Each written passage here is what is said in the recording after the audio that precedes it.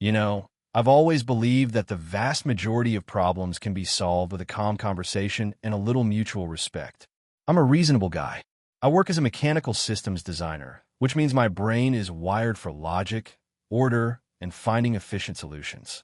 When I clock out, all I want is to come home to my quiet little house in Oak Creek Meadows, tinker in my garage, and enjoy the peace I've earned. My pride and joy, the centerpiece of my tinkering, isn't a sports car or a fancy motorcycle. It's a 1953 Ford Jubilee tractor I've named OL Bessie.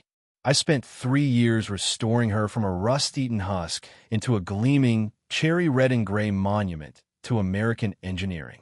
She's my therapy, my connection to a simpler time, and she sits tastefully parked on a reinforced concrete pad next to my garage, a piece of functional art. For 2 years, Bessie was a beloved neighborhood curiosity. Kids loved her. Dads would stop and admire the engine. Life was good. Then, Carol Peterson was elected head of the HOA's Architectural Control Committee. And in Carol's world, a world of beige conformity and weaponized triviality, my tractor was an unforgivable sin. The first shot was a stark white envelope in my mailbox, delivered with the impersonal chill of a death sentence. It was an official violation notice, citing Bylaw 714, Prohibition of Agricultural and Commercial Vehicles. It declared OL Bessie an illegal resident of Oak Creek Meadows and gave me 14 days to cure the violation, a sterile, corporate term for getting rid of a part of my soul. It was signed with the imperious flourish of a petty dictator, Carol Peterson. My first reaction was annoyance, but not panic. A simple misunderstanding, I thought. I just explained the situation. What Carol didn't know, however, was that my job involves reading thousands of pages of dense, technical specifications to find loopholes and efficiencies. She had just handed me her entire playbook, and in her arrogant certainty, she never imagined I'd actually read it. This wasn't just going to be a conversation, it was going to be an education. Have you ever had to deal with someone who is absolutely convinced of their own righteousness, no matter what the facts say? I was about to, and I promise you, the story of how OL Bessie went from being a violation to a neighborhood legend is one for the ages. My first course of action was the reasonable one. I looked up Carol Peterson's number in the HOA directory and gave her a call, hoping to clear things up like friendly neighbors. That hope evaporated in about 15 seconds. "This is Carol," she answered, her voice so sharp it could have cut glass. I introduced myself politely and started to explain about the notice. "Mr. Davies," she cut in, the name dripping with condescension. "There is nothing to explain. The rules are perfectly clear. Your thing is an agricultural vehicle. It does not belong in a residential community of this caliber." I tried to reason with her. I explained that OL Bessie was a restored antique, a showpiece, not a working farm implement. I pointed out that she had less environmental impact than the gas-guzzling classic muscle cars a few of her neighbors owned, which were perfectly acceptable under the bylaws. Her response was a masterclass in bureaucratic stonewalling. "That's irrelevant. A tractor is a tractor. It's an eyesore, and it projects an image that is detrimental to our collective property values. You have until the 25th to have it removed." The line went dead before I could get another word in. My frustration began to simmer. This wasn't about a rule. It was about her personal taste. My next step was an email to the general HOA board, laying out my case logically and respectfully.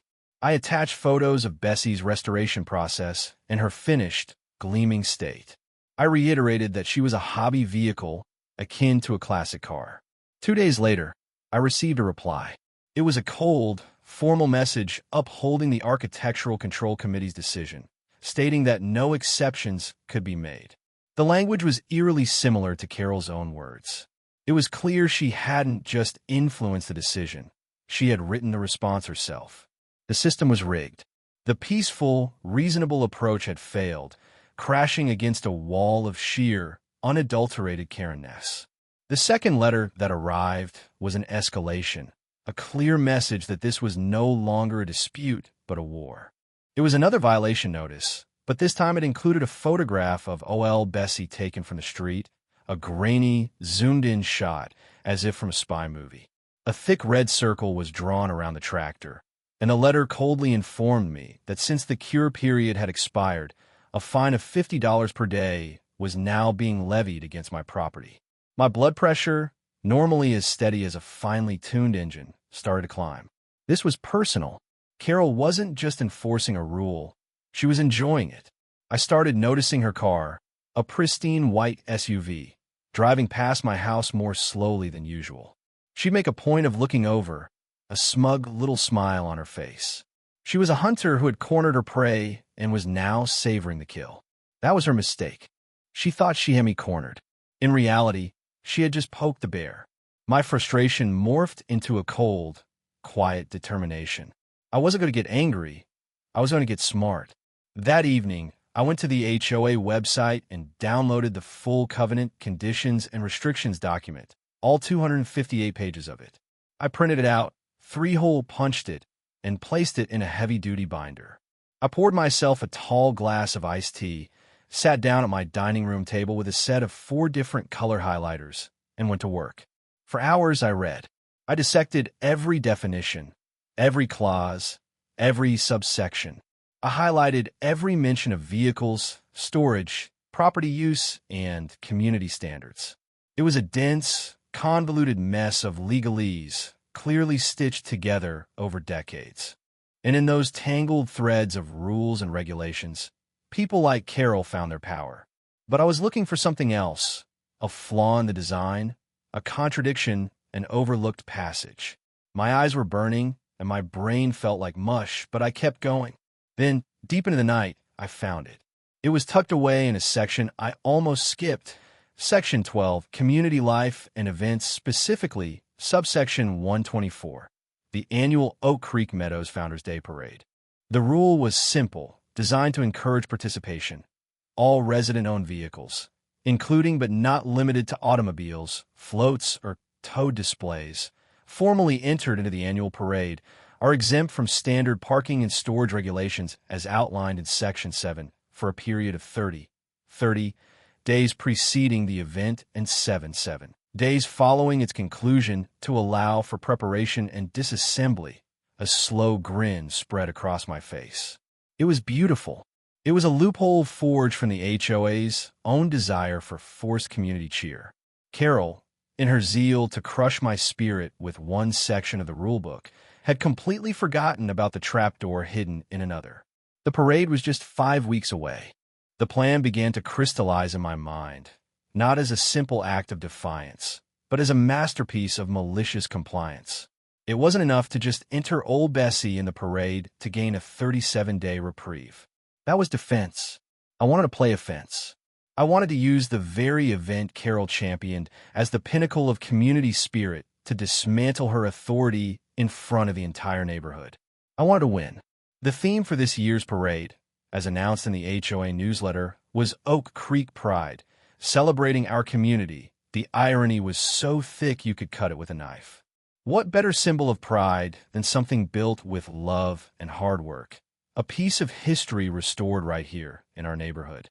Bessie wasn't just a tractor.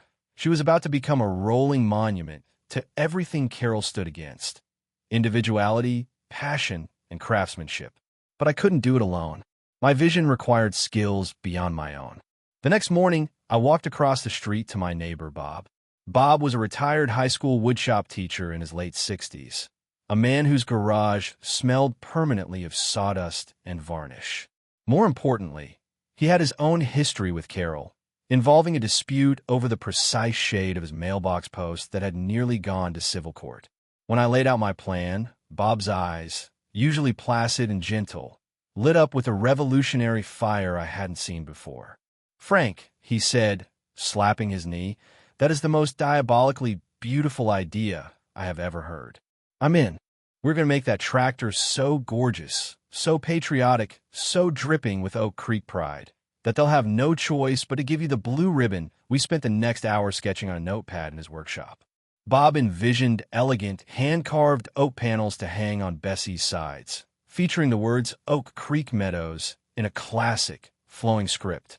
I thought of polishing every square inch of her chrome until it gleamed like a mirror and rigging up a small, hidden sound system to play gentle, uplifting instrumental music. We talked about weaving red, white, and blue ribbons through her grill and finding a way to display historical photos of the neighborhood's development. Our creative session was fueled by two things: a shared love of making things and a deep, abiding disdain for petty tyranny. This was no longer just my fight. It was a crusade for every resident who had ever received a passive-aggressive note about their garbage cans or the height of their grass. The first step in executing our grand strategy was to make it official. I filled out the official Founders Day parade entry form, which I downloaded from the HOA website. Under name of entrant, I wrote my name. Under description of entry, I was deliberately, deliciously vague. I wrote, "A moving tribute to the enduring spirit of our community, showcasing local craftsmanship and historical pride." For the type of vehicle field, I simply put vintage utility vehicle. I knew the forms would cross Carol's desk, as she was not only head of the architectural committee, but also the self-appointed queen of the parade planning committee. My gambit was that her brain, so rigidly programmed to see a tractor as a violation, would not connect it to the flowery language of a moving tribute. She would be blinded by her own arrogance, too busy imagining the mounting fines and my eventual groveling defeat. I mailed the form in and held my breath. A week later, a plain envelope arrived.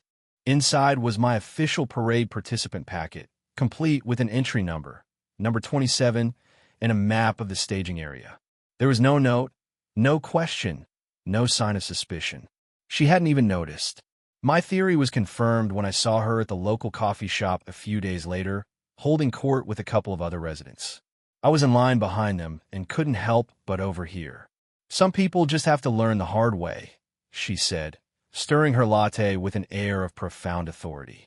"The fines on that tractor are getting quite substantial. He'll probably have to sell that old rust bucket just to pay what he owes the association," her friend clucked in sympathy. "It's a shame it comes to that," Carol continued, a martyr to her own cause. "But we have to maintain standards. It's my duty to protect everyone's investment." Her confidence was my greatest asset. She was so certain of her victory, so wrapped up in her narrative of the defiant homeowner being brought to heel by fines and regulations, that she couldn't fathom an alternative strategy. She saw the world through a keyhole of her own making, and my plan was happening in the whole room she couldn't see. The trap was set, the bait taken. Now all Bob and I had to do was build the most magnificent Trojan tractor the suburbs had ever seen. With our parade entry officially approved, my garage became a clandestine workshop, a secret bastion of rebellion. We kept the main door closed at all times, a necessary precaution against the prying eyes of Carol and her network of neighborhood informants. The work began with old Bessie herself.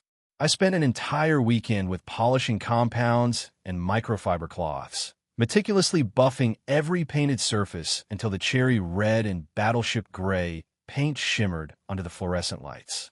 I polished the chrome on her grill, her headlamps, and her exhaust stack until they shone with a brilliance they probably didn't even have when they first left the Ford factory in 1953. Meanwhile, Bob was creating magic in his own workshop. He sourced two beautiful, wide planks of solid oak. For days, the gentle scrape of his carving tools and the scent of sawdust filled the air. When he brought the finished panels over, I was stunned. He had carved Oak Creek Meadows on one side and founded 1978 on the other in a deep, elegant script that looked like it belonged on the cornerstone of a university. We designed custom brackets to hang them from Bessie's sides, turning her into a rolling proclamation of the very community Carol claimed to represent. We didn't stop there. We purchased hundreds of feet of high-quality satin ribbon in patriotic red, white, and blue, and spent an evening carefully weaving it through Bessie's front grille, wrapping it around the steering column, and tying bows on her fenders. I ordered several strings of warm, white solar-powered fairy lights, threading them discreetly along the frame and around Bob's oak panels. The effect was magical, transforming the utilitarian tractor into something ethereal. Our centerpiece was the historical pride element.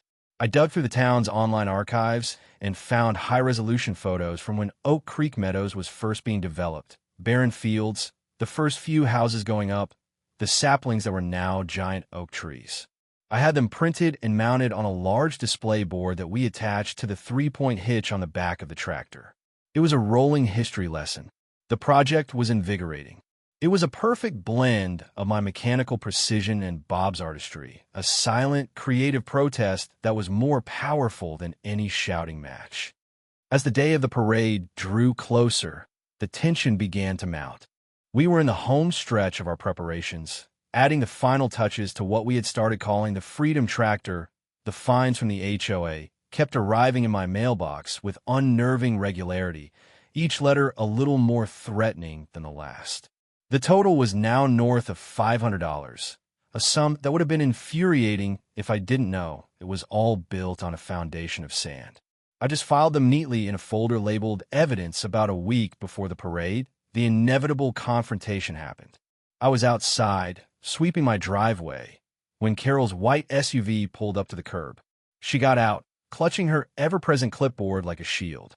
"Mr. Davies," she began, her tone feigning a sort of weary patience.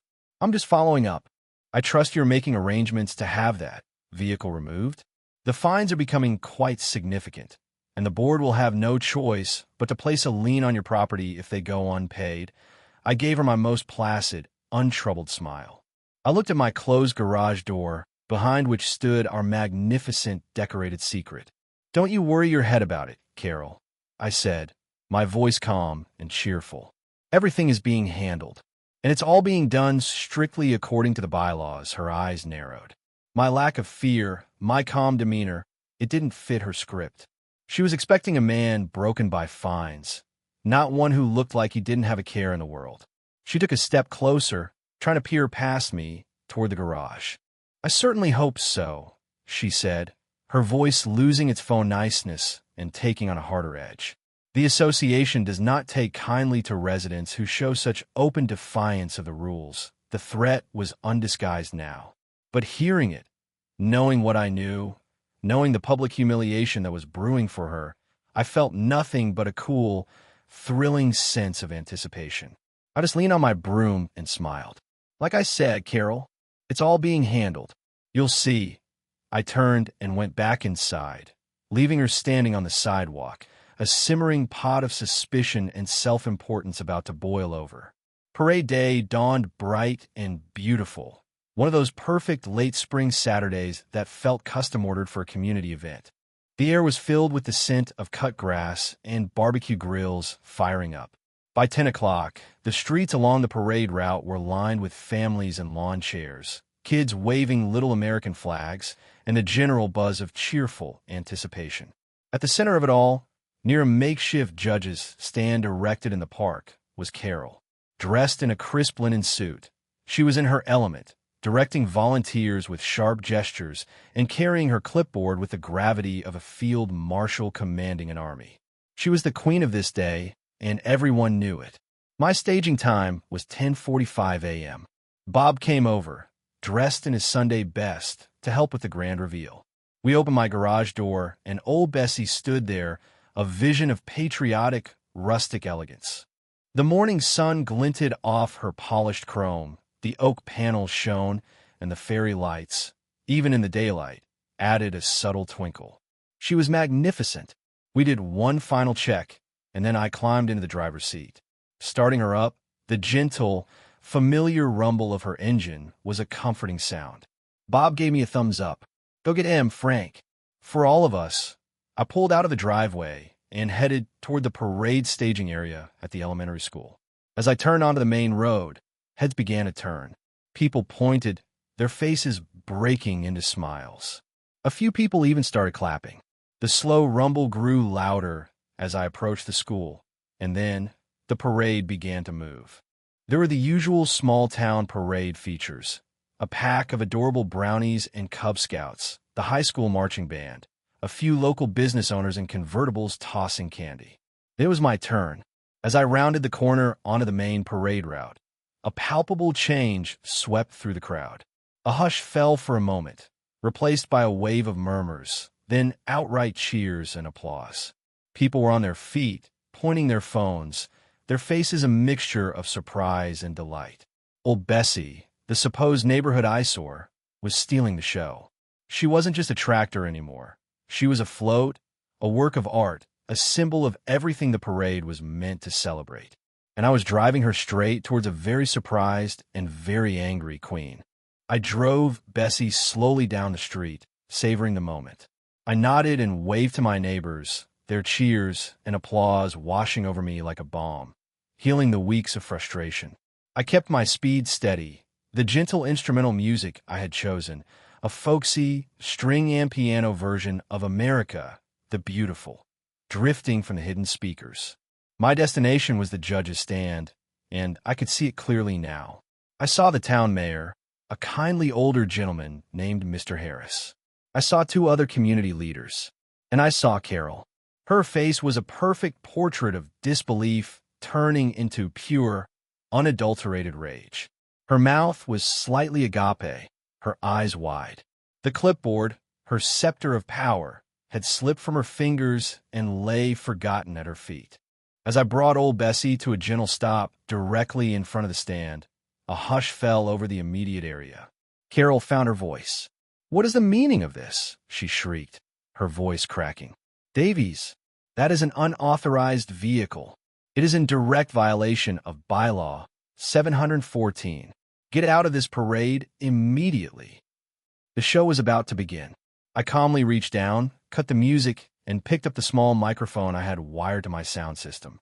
My voice, amplified and steady, carried over the crowd. "Actually, Carol, it's not an unauthorized vehicle," I said, looking directly at her, but speaking to everyone. "This is parade entry number 27, officially titled A Tribute to Oak Creek's Enduring Spirit, and according to the HOA's own bylaws." I paused for dramatic effect, reaching into a folder I had sitting on the seat next to me. Bylaw 124, which I have a laminated copy of right here for the judges to see, states that any vehicle formally entered in the parade is exempt from all other parking and storage regulations. I held up the laminated sheet, the key paragraph highlighted in bright yellow. "You approved the entry yourself a month ago." A collective gasp went through the crowd as the pieces clicked into place. The mayor, Mr. Harris, leaned forward and took the laminated sheet, reading it carefully. He looked at my decorated tractor, at the historical photos on the back, at the beautifully carved oak panels. He then looked at a sputtering, crimson-faced Carol. A slow smile spread across his face. He leaned into his own microphone. "Well, I'll be," he said, his voice booming with good humor.